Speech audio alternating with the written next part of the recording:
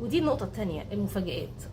احنا كمتوحدين، انا شخصيا يعني كشخص متوحد، مع اني انا عندي اعراض ADHD هقولها، بس انا كشخص متوحد انا اكره المفاجآت. والله مفاجاه حلوه ومفاجاه وحشه، هي بالنسبه لي مفاجاه وحشه. يعني اي حاجه هتعملها فيا ما قلتليش عليها قبلها هتضايق جدا.